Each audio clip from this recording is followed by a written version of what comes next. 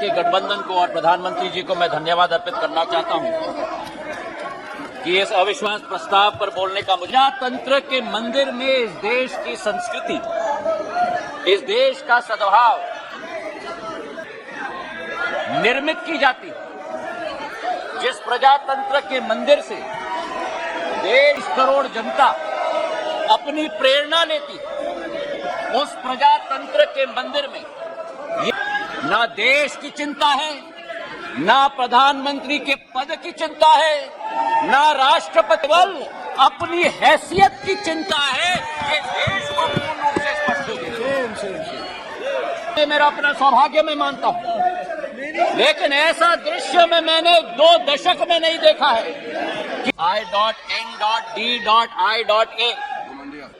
घमंडिया समूह, उस समय में समूह में आम आदमी पार्टी के कार्यकर्ता ने स्वयं यूपीए सरकार पर 2G और कोल स्कैम का पीआई लगवाया, और आज कांग्रेस का हाथ आपके साथ।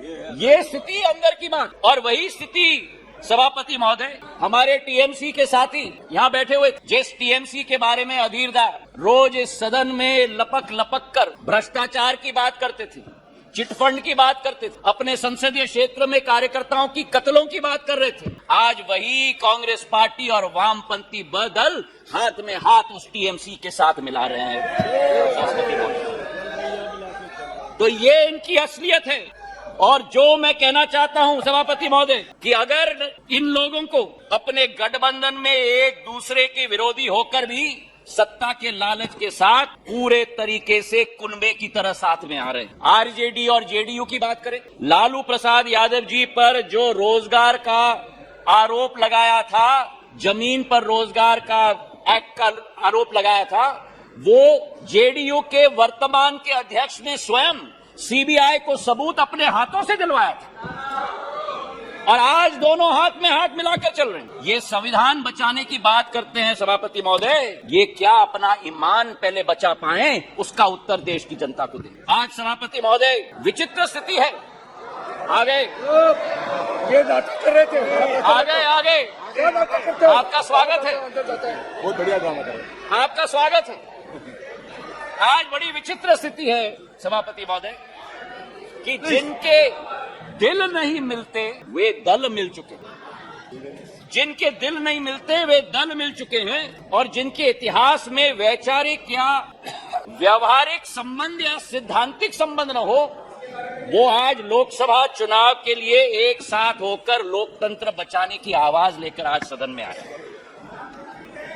जहां मणिपुर हिंसा की बात की गई सभापति महोदय, इस मणिपुर की घटना का इस्तेमाल या मैं कहूं दुरुपयोग करके अपना लॉन्च पैड बनाने की ये कोशिश कर रही है। जो मणिपुर में घटना घट रही है ये निंदनीय है, घोर निंदनीय। कोई भी भारतीय नागरिक इसका सपोर्ट नहीं कर सकता। हम सबके लिए ये घोर निंदनीय घटना है। लेकिन अध्यक्ष महोदय, सभापति महोदय, अगर भारत के इतिहास के काले पन्ने पलटे तो मैं पूछना चाहता हूं, सन 1964 के बंगाल के दंगे के समय में ये मौन क्यों? और अगर सन 1964 की हम बात न करें तो सन 84 के सिख दंगों के समय में जब 4000 हमारे सिख भाई बहनों को जिंदा जलाया गया था, तब ये मौन क्यों थे? मेरठ के सन 87 के दंगों के समय में ये मौन क्यों थे? और सन 1990 से 30 साल जो कश्मीर में 40,000 लोगों की मौत हुई और कश्मीर जल रहा था, तब ये मौन क्यों थे? और मैं अधीर रंजन जी का जो शब्द था, जो अंग्रेजी का कोटेशन उन्होंने दिया, इन सभी समय में एवरी मॉर्निंग सभापति महोदय new widows were हाउलिंग, every morning new children were crying, every morning new houses were falling. और मूक दर्शक के रूप में हमारे ये साथी बैठकर सरकार में बैठे हुए।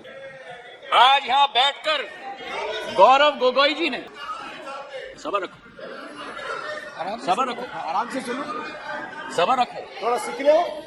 गौरव गोगोई जी ने आसाम अकॉर्ड की बात, जिस आसाम अकॉर्ड की बात की, उस आसाम अकॉर्ड का क्रियान्वयन कांग्रेस की सरकार ने कभी की?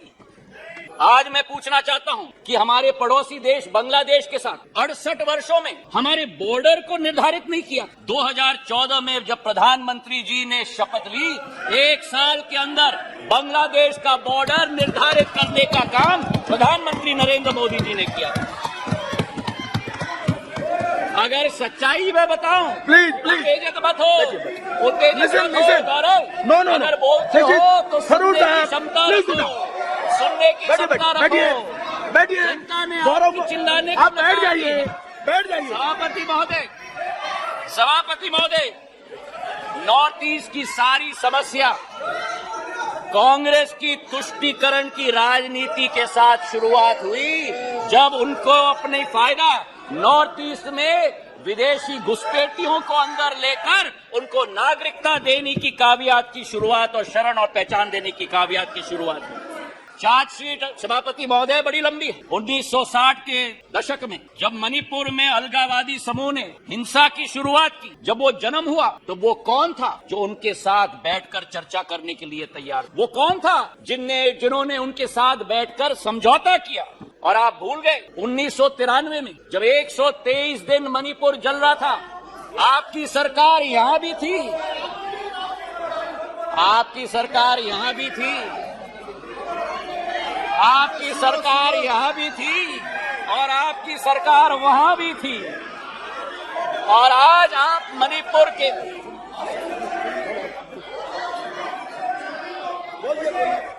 और आज सभापति महोदय अधीरदा उठकर कह रहे थे कि मणिपुर के सांसद क्यों नहीं बोले। उस समय मणिपुर का सांसद इस सदन में रोते रोते हुए उनका वक्तव्य क्या था इस संसद में मैं पूछना चाहता हूं।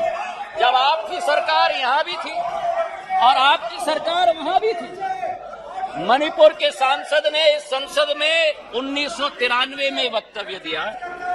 उन्होंने कहा, and I quote, the state government is helpless, it has no funds, the state government cannot even afford to purchase weapons for the security persons to fight the insurgents. Please, ये सुनिएगा, please think that Manipur is a part of this country. It affects the whole nation. शायद कांग्रेस के नेता को इन शब्दों को सुनना चाहिए था कल यहाँ भाषण देने के पहले।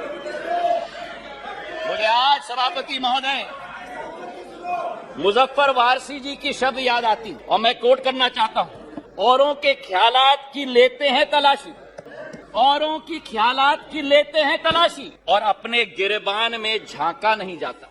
आज ये स्थिति उत्पन्न हो गई है। तथ्यों के आधार पर अगर हम बात करें, कल गृह मंत्री जी ने सदन में पूरा व्याख्यान दिया। इनके मंत्री संतरी न तंत्री एक बार भी मणिपुर गए। हमारे गृह मंत्री 3 दिन वहां रात दिन बिताए हैं। हमारे राज्य मंत्री ने 23 दिन, नित्यानंद राय जी ने मणिपुर में बैठकर स्थिति का जायजा लिया। आज राहत राशि वहां पहुंची है, अनाज पहुंचा है, वर्चुअल सिस्टम से स्कूल्स चल रही हैं, आर्मी की फोर्स पहुंची है, इवैक्यूएशन में हम मदद कर रहे हैं। जो भी हम लोग कोशिश कर रहे हैं, और आंकड़े की आप बात करते हो तो आंकड़े की पुष्टि करो। ये पिछले 9 साल मणिपुर में सबसे शांतिपूर्ण समय रहा है इंसर्जेंसी के दृष्टिकोण से। आपके 10 साल से 3 गुना कम इंसर्जेंसी हुई है और 6 गुना कम सिविलियन डेथ्स आज मणिपुर में हुआ है। सभापति महोदय, नॉर्थ ईस्ट की जब हम बात करते हैं,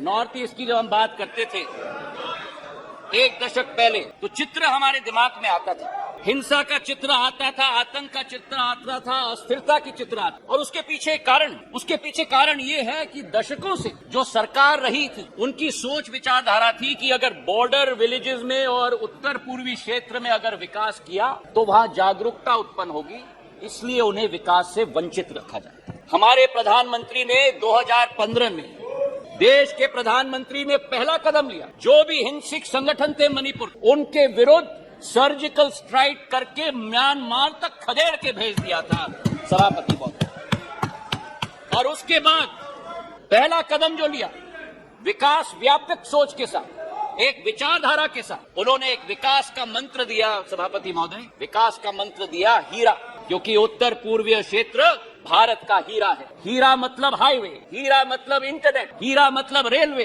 हीरा मतलब एविएशन। और जिस उत्तर पूर्वी क्षेत्र में केवल 2,500 करोड़ का रेलवे बजट होता था, आज 10,000 करोड़ रुपए का रेलवे बजट है। सभापति महोदय, आपको आश्चर्य होगा कि मेघालय जैसे राज्य को 100 साल इंतजार करना पड़ा जब तक प्रधानमंत्री नरेंद्र मोदी जी नहीं बने, कि मेघालय को अपने 100 साल में पहला स्टेशन मिला जब बीजेपी और एनडीए की सरकार थी। नागालैंड को 100 साल बाद शोकुवी में एक रेलवे स्टेशन, दूसरा रेलवे स्टेशन मिला। और इसी के साथ साथ जब यूपीए की सरकार थी, उस समय सड़क की प्रगति और विकास, गडकरी साहब यहां बैठे हुए हैं, 1.5 किलोमीटर प्रतिदिन की कछुआ चाल के आधार पर चलती। प्रधानमंत्री नरेंद्र मोदी जी और गडकरी जी की जोड़ी ने आज उत्तर पूर्वी राज्य में 3.5 किलोमीटर प्रतिदिन की रफ्तार से आज सड़क बनाने का काम किया।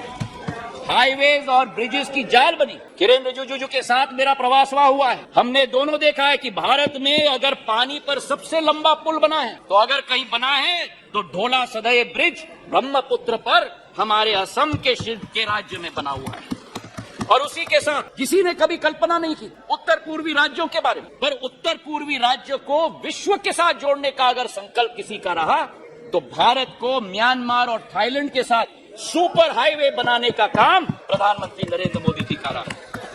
मुझे तो आश्चर्य हुआ सभापति महोदय कि इनके अरुणाचल प्रदेश और सिक्किम, हमारा भी है पर मेरे साथी हैं, अरुणाचल प्रदेश के हमारे वहां के भी सांसद मेरे साथी, पर अरुणाचल प्रदेश और सिक्किम, 2 उत्तर पूर्वी राज्यों में आजादी के 67 वर्ष बाद भी एक भी एयरपोर्ट नहीं। 9 सालों में अरुणाचल में एक नहीं लेकिन 3 एयरपोर्ट, तेजू, पासीघाट और होलोंगी बनी है, और सिक्किम में पाक्योंग। जिस अरुणाचल प्रदेश में केवल 9 हवाई अड्डे थे, आज उस अरुणाचल प्रदेश में सभापति महोदय 17 हवाई अड्डे हैं। 17 हवाई अड्डे जो 7 सिस्टर्स कहलाती थी, उस समय में ये 7 निग्लेक्टेड सिस्टर्स थी।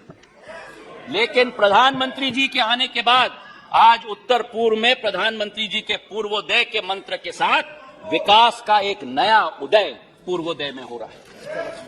मुझे दुख भी हुआ सभापति महोदय, और मुझे आश्चर्य भी हुआ। हमारी कोशिश रहती है कि इस संसद में कभी भी व्यक्तिगत आक्षेप, हम एक दूसरे के साथ सहमत न हो, हम एक दूसरे की नीतियों पर, हमारी नीयत पर कटाक्ष जरूर करें, पर व्यक्तिगत आरोप कभी नहीं हो। और जो आरोप इस हाउस में किया गया कल सभापति महोदय, मुझे आश्चर्य भी हुआ और दुख भी हुआ जब राहुल गांधी जी ने सदन में कहा कि प्रधानमंत्री के लिए हिंदुस्तान, मणिपुर हिंदुस्तान का भाग है। मैं बताना चाहता हूं आपको सभापति महोदय कि जिस प्रधानमंत्री ने उत्तर पूर्वी राज्य को विश्व के साथ जोड़ा है, जिस प्रधानमंत्री का उत्तर पूर्वी क्षेत्र के साथ दिल का रिश्ता है, जिस प्रधानमंत्री ने भारत के दुश्मनों को उत्तर पूर्वी राज्य से खदेड़ कर बाहर कर दिया हो, जिस प्रधानमंत्री के रोम रोम में भारत माता बसती हो, जिस प्रधानमंत्री ने भारत कश्मीर को भारत के अभिन्न अंग बनाने के लिए अनुच्छेद 370 रद्द किया हो,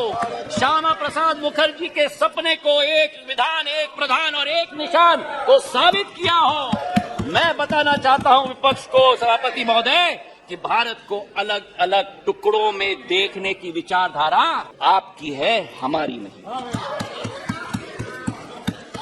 हमारे सभापति महोदय, बैठो आराम से बैठो। आपने ही चेंज कराया, मुझे कान खोल के सुन लो, सत्य सुन लो, आपने ही चेंज कराया। जिस आप मेरा मुंह मत खुलवाना सभापति महोदय, जिस अविश्वास प्रस्ताव को ये लेके आए, इसका सत्य देश की जनता के समक्ष होनी चाहिए। जिस तरह से एक एक वर्ग का विश्वास तोड़ा गया और जिस तरीके से प्रधानमंत्री जी ने एक एक वर्ग का अविश्वास को विश्वास में परिवर्तित किया है, वो सत्य आज इस सदन के द्वारा देश की जनता के समक्ष आनी चाहिए। किसान सभापति महोदय, इस देश की रीढ़ की हड्डी, 60% आबादी हमारी कृषि प्रधान राष्ट्र है, लेकिन अगर किसान का पीठ तोड़ने वाला कोई कालखंड रहा तो 2014 के पहले रहा। आज हमारा किसान को समर्थन मूल्य पर्याप्त मात्रा में मिल रहा है, उसकी खरीदगी पर्याप्त मात्रा में हो रही है। आज हमारे किसान इतने उत्तेजित हो रहे हैं सभापति महोदय, खुजली बहुत आती है, खुजली बहुत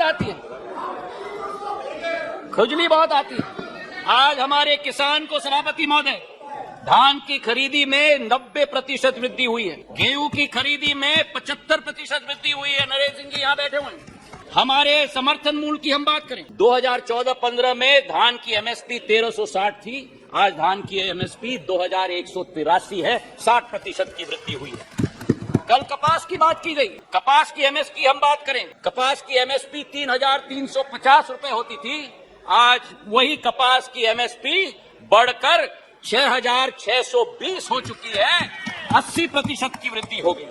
सोयाबीन की एमएसपी 2560 रुपए होती थी, आज 4600 रुपए हो चुकी है, 80% की वृद्धि हुई। तो जहां हमारे देश का किसान, हमारे देश का अन्नदाता समृद्ध हो चुका है, उसी के साथ साथ किसान के लिए जो सीमांत हमारा कृषक है, 80% हमारा कृषक आज भी सीमांत कृषक है, उसके लिए एक सुरक्षा कवच के रूप में किसान सम्मान निधि के जरिए 6000 रुपया प्रति वर्ष 11.5 किसानों के खातों में 2,40,000 करोड़ रुपए प्रधानमंत्री ने पहुंचाने का कार्य किया।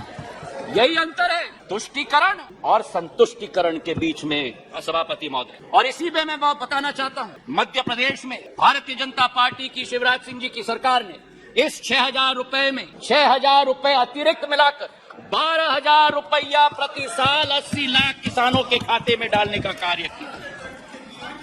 हमारे देश के पूर्व प्रधानमंत्री अटल बिहारी वाजपेयी जी का एक सपना था, उनका एक सपना था कि इंटरलिंकिंग ऑफ रिवर्स होना है, और आज उनके सपने को अगर साकार किया है तो प्रधानमंत्री नरेंद्र मोदी जी ने Ken Betwa interlinking of reverse के आधार पर किया है। 42,000 करोड़ रुपए की हो। उत्तर प्रदेश और मध्य प्रदेश के 13 जिलों को मिला 60 लाख लोग प्रभावित होंगे। ये वो बुंदेलखंड क्षेत्र है जिसने अपने इतिहास में सूखी माटी के अलावा कुछ नसीब नहीं किया था। अध्यक्ष सभापति महोदय, आज वहां 11 लाख हेक्टेयर की सिंचाई होगी, 105 मेगावाट की ऊर्जा का सर्जन होगा, और उसी के साथ इस परिवर्तन के स्केल पे भी मैं बात करना चाहता हूं। ये परिवर्तन का स्केल आजादी से 2003 तक 56 साल कांग्रेस की सरकार रही, 56 साल 7.5 लाख हेक्टेयर की सिंचाई हुई, और 20 वर्ष में 2003 से 2023 तक 20 वर्ष में 45 लाख हेक्टेयर की जमीन की सिंचाई हुई है, 6 गुना। और जहां अब फिर उत्तेजित हो गए, और जहां 56 वर्ष में 7.5 लाख हेक्टेयर की सिंचाई की योजना थी, वहां प्रधानमंत्री नरेंद्र मोदी जी की सरकार ने एक योजना में 10.5 लाख हेक्टेयर की सिंचाई की योजना दिलवाई। ये इसी बात का उदाहरण है सभापति महोदय कि डबल इंजन यानी डबल विजन। तुष्टीकरण से किसान का भला नहीं होता, बल्कि संतुष्टीकरण से ही किसान का भला होता है। गरीबों की अगर हम बात करें, हमारे सभापति महोदय, योजनाबद्ध तरीके से गरीबों को बैंक के अकाउंट से अलग रखा गया। हमारे देश के पूर्व प्रधानमंत्री ने कहा कि जब 1 रुपया भेजा जाता है केवल 15 पैसे खाते में पहुंचते, मतलब 85 पैसे बिचौलियों की दुकान के आधार पर जाते।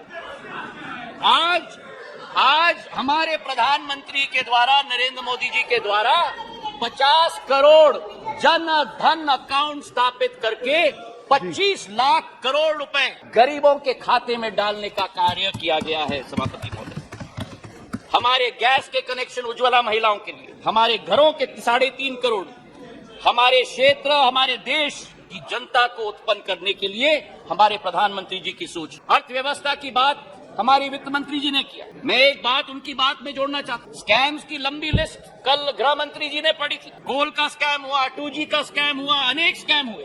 और आज मैं बोलना चाहता हूँ कि जिस राह पर इंडिया नहीं लेकिन भारत चल रहा है प्रधानमंत्री जी के नेतृत्व में, जहाँ कोई निजी हित नहीं होगी, केवल राष्ट्र हित होगी, उसी संकल्प के साथ हम लोग आगे चल रहे हैं।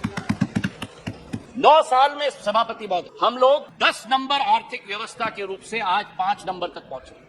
ये एक बहुत बड़ी उपलब्धि है। लेकिन आज मुझे आश्चर्य है जब कहा जाता है कांग्रेस के एक नेता के द्वारा कि इस क्षेत्र में ओवर कॉन्फिडेंस देखिए। कांग्रेस नेता बयान देते हैं कि सरकार चाहे किसी की भी हो, लेकिन भारत को तीसरी सबसे बड़ी अर्थव्यवस्था बनना तो अरिथमेटिक इनएविटेबिलिटी है।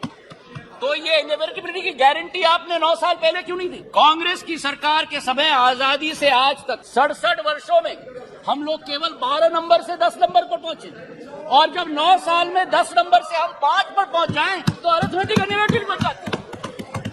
ये दोगली नीति कहां से हुई?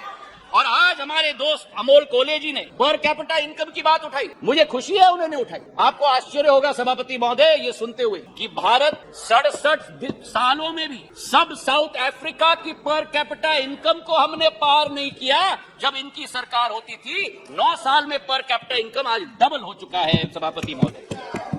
हमारी सोच और विचारधारा, बैंकिंग सेक्टर की हम बात करें, बैंकिंग सेक्टर देश की रीढ़ की हड्डी होती, और लोन्स तो इनके समय में बच्चों का खेल हो गया। एक कहावत थी कि फोन पर लोन, ये स्थिति हो गई थी। 5.5 लाख करोड़ से ज्यादा एनपीए का पहाड़ छोड़ के गए। आज उसकी सफाई अरुण जेटली जी ने और निर्मला सीतारमण जी ने करके देश को आगे बढ़ने के लिए कैपेक्स की एक नई रचना की शुरुआत। कभी हम कल्पना कर सकते थे कि भारत में 10 लाख करोड़ रुपए का कैपेक्स का प्रोग्राम होगा, और इंफ्रास्ट्रक्चर का कैपेक्स का प्रोग्राम भी ऐसे कि 10 साल में 15,000 किलोमीटर की रेलवे लाइन बनी, और एनडीए सरकार के समय में 26,000 किलोमीटर की रेलवे लाइन बनी। हाईवे की निर्माण की बात करें तो 67 वर्षों में 91,000 किलोमीटर के हाईवे, और 9 वर्षों में गडकरी साहब जी यहां बैठे हैं 55,000 किलोमीटर की हाईवे 9 सालों में 1,45,000 किलोमीटर की हाईवे बनी। और यही स्थिति सिविल एविएशन के क्षेत्र में 74 एयरपोर्ट 67 वर्षों में, और 148 एयरपोर्ट 9 वर्षों के अंदर। और इसी के साथ जो हमारा पावर डेफिसिट कंट्री था आज पावर सरप्लस हो गया। हम लोग स्टील इंपोर्टर होते थे, आज स्टील एक्सपोर्टर बन गए। 216 गीगावाट से 420 गीगावाट पर पहुंच चुके हैं। कोल के मामले में 565 मिलियन टन से 900 मिलियन टन, और इस वर्ष 1 बिलियन टन का उत्पादन देश करेगा कोल का। सभापति महोदय, मैं ये कहना चाहता हूं कि ये अरिथमेटिक इनएविटेबिलिटी नहीं है। आज भारत जो 2014 में 5 मिनट और 2014 में दूसरे देशों पर निर्भर होता था, प्रधानमंत्री जी ने आत्मनिर्भरता का सिग्नल दिया। जिस देश में हम लोग झोली निकालकर वैक्सीन की भीख मांगते थे, आज उसी भारत में 2 वैक्सीन का आविष्कार होता है और उत्पादन होता है। 220 करोड़ टीके लगते हैं, कोविन का एप्लीकेशन लगता है, एप्पल से एयरबस मैन्युफैक्चरिंग फैसिलिटी लगा रही है, सेमीकंडक्टर से चंद्रयान 3। आज भारत का तिरंगा झंडा भारत में नहीं, विश्व में नहीं, चांद पर लगाने का संकल्प प्रधानमंत्री जी का है। ऑटो के सेक्टर में 7 नंबर से 3 नंबर, टेलीकॉम के सेक्टर में 12 नंबर से 2 नंबर। ये अरिथमेटिक इनएविटेबिलिटी नहीं है, ये सशक्त नेतृत्व और दक्षतापूर्ण सरकार का परिणाम है। मेरे सभापति महोदय, प्रधानमंत्री जी का संकल्प है कि तीसरी पारी में भारत वे वर्ल्ड क्लास इंफ्रास्ट्रक्चर गांव-गांव तक हम पहुंचाएंगे। ये मोदी जी की गारंटी है। आज सभापति महोदय ये स्वच्छ इंडिया अभियान की बात कर रहे हैं। ये कहते हैं कि नफरत के बाजार में मोहब्बत का दुकान लाएंगे। इनका दुकान तो भ्रष्टाचार का दुकान है, झूठ का दुकान है, तुष्टीकरण का दुकान है, अहंकार का दुकान है। केवल का नाम दुकान का बदलते हैं, सामान वही। राहत इंदारी जी का के शब्द मुझे याद आते हैं कि नए किरदार आते जा रहे हैं मगर नाटक पुराना चल रहा है। मैं ये कहना चाहता हूं कि अधीर रंजन चौधरी जी ने स्वयं कहा कि ये मजबूरी का गठबंधन है। मैं उनको कोट करना चाहता हूं। उन्होंने एक इंटरव्यू में कहा था, अधीरदा ने, सबको लगा है कि इस समय जो मोदी शाह का जगरनॉट चलते हैं, सबको लगा है कि इस समय जो मोदी शाह के जगरनॉट चलते हैं, सबको एकजुट होना जरूरी है। ये मजबूरी है, पॉलिटिक्स में तो मजबूरी रहती है। आज ये अविश्वास प्रस्ताव इसलिए लेके आए हैं। मैं ये पूछना चाहता हूं कि कौन सी इंडिया की आवाज ये उठाते हैं जब विदेश जाकर 2 इंडियाज की बात करते हैं। ये कौन सी इंडिया की आवाज उठाते हैं जब गलवान में हमारे सेना की शौर्य और उसी के साथ सर्जिकल स्ट्राइक पर उंगली उठाते हैं। ये कौन से इंडिया की आवाज करते हैं जो कोरोना जैसी भीषण समस्या में राजनीति पर उतर जाते हैं। और आज पिछले 2 दिनों से सभापति महोदय मैं सुन रहा हूं विपक्ष, कोई महाभारत की बात कर रहा है, कोई रामायण की बात कर रहा है, कोई राम की बात कर रहा है, कोई रावण की बात कर रहा है। अच्छा है कि आज धर्म की बहुत याद आई इनको। कोई जनेऊधारी है, कोई मंदिर की परिक्रमा कर रहे हैं, कोई यज्ञ आयोजित कर रहे हैं, कोई पार्टी तो अपने संकल्प पत्र में डाल रहे हैं कि राम वन गमन पथ का हम संकल्प करते हैं। मैं इनको स्पष्ट रूप से बताना चाहता हूं, ये मुखौटा नहीं चलेगा। हमारी देश की आज 140 करोड़ जनता की आस्था और पीढ़ियों की सपना हमारे मर्यादा पुरुषोत्तम भगवान राम का भव्य मंदिर अयोध्या में प्रधानमंत्री नरेंद्र मोदी बनाने जा रहे हैं। आज इनको मैं कहना चाहता हूं कि तीसरी बार भी, 2 बार आपको रिजेक्ट किया, तीसरी बार भी प्रचंड बहुमत के साथ एनडीए की सरकार यहां स्थापित होगी। जी धन्यवाद। पर प्रधानमंत्री नरेंद्र मोदी जी के नेतृत्व में भारत आज चल चुका है अमृत काल से शताब्दी काल के सफर पर। विश्व गुरु के रूप में भारत स्थापित होगा, इसमें कोई 2 राय नहीं। और आप इस सत्य को अपने झूठ के साथ पराजित नहीं कर सकते। मैं अंत में 4 लाइन करके अपना बात समाप्त करता हूं। नागफनी पुष्प दे नहीं सकते, नागफनी पुष्प दे नहीं सकते, भ्रष्टाचारी जनहित सोच नहीं सकते। नागफनी पुष्प दे नहीं सकते, भ्रष्टाचारी जनहित सोच नहीं सकते। आपातकाल लगाने वाले संविधान की रक्षा कर नहीं सकते। जनता विरोधी की जिनका रहा है इतिहास, कितने भी चेहरे बदल ले, कितने भी चेहरे बदल ले, जनता के हो नहीं सकते। जी धन्यवाद। श्री विजय हंसदा जी। जी जी जी ये आपका विषय नहीं है, आप बैठ जाइए, आप बैठ जाइए, ये आपका विषय नहीं है, ये आपका विषय नहीं है। विजय हंसदा जी बोलिए।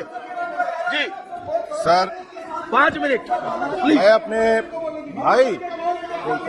अपने पार्टी जेएमएम की तरफ से इस नो कॉन्फिडेंस मोशन के समर्थन में खड़ा हुआ।